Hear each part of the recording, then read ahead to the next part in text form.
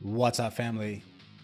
Welcome back to the Stop Sinking Show, where we go from struggle to flow.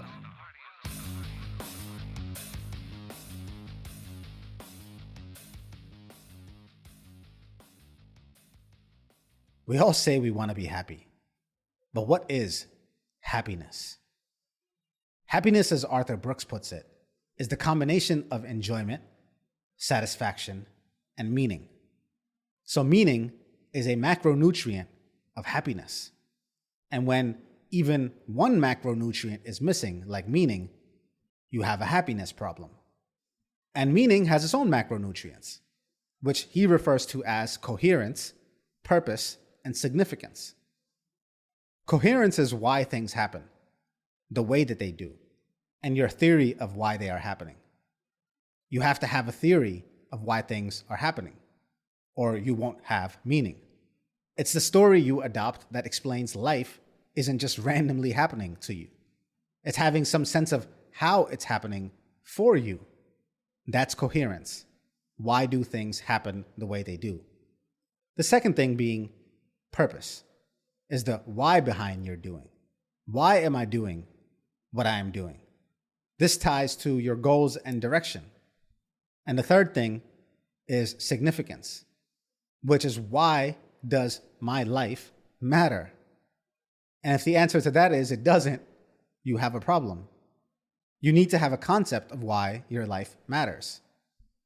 Tony Robbins also talks about the idea of significance as a component of the needs of the personality, to feel important, unique, again, to feel like you matter.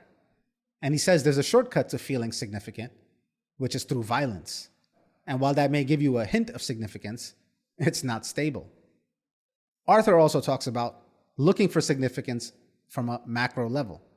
There's a lot of things we try to substitute for real significance, thinking that getting followers and likes and fame would make us feel significant. But the essence of significance is love. It comes from love.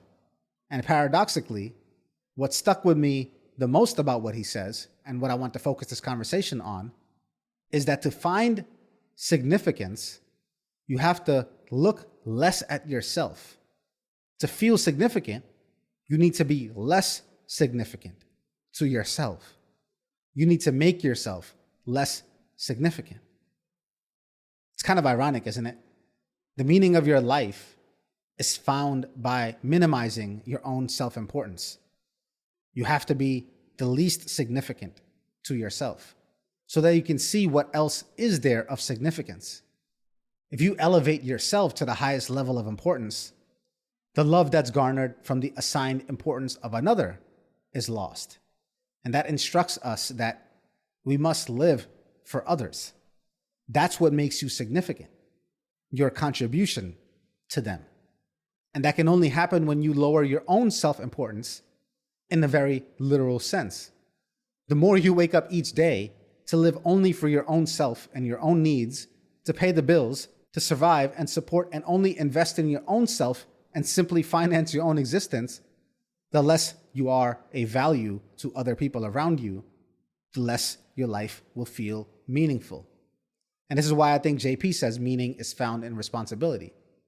When you take up responsibility for not just yourself, but for the well-being of others in an expansive fashion, from your family to your colony to your larger community, expanding according to your ability to take responsibility, graduating outwards towards being able to contribute to more than just yourself, then there you will find meaning, where meaning is stable. And just think about it even logically, if not philosophically. If you want significance, what does that mean? It means that you are significant. And who are you significant to? How significant would you feel if you were only significant to yourself? It wouldn't feel that significant, right? We feel significant when we are a significant part of someone else. When someone else considers us an important component of their life. When we matter to them. And if we left or weren't there, it would be like a chunk of their life is missing. That our being, our existence is a matter of consequence. And if you only live for yourself, you won't become important enough to anyone else. You will not have made any contribution of significance to anyone else. And so you might wonder if you matter. And that opens up the door to unhappiness, to emptiness, to sorrow. The more you are solely focused on yourself, the unhappier you will be. I'll even go as far as to say heightened self-importance is usually a mask, a compensation for the actual lack of importance you have earned in the real world. And because you haven't earned that anywhere else, you try to overcompensate it by being the most important to you. But it won't feel like you're enough to give your own life meaning. Because ask yourself, what's it all for? The purpose, the achievements, what are they all for?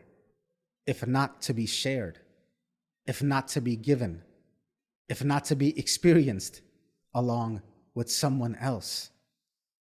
Emerson says, to know even one life has breathed easier because you have lived. This is to have succeeded. To feel significant, to have meaning, durable one, that will see you through the catastrophes, that will make your life worth living when existence seems to be dreadful.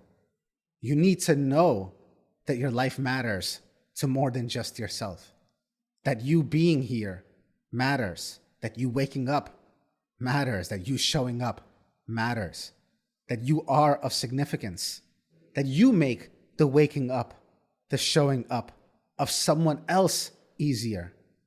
To have meaning in your own life, you must add meaning to another's life.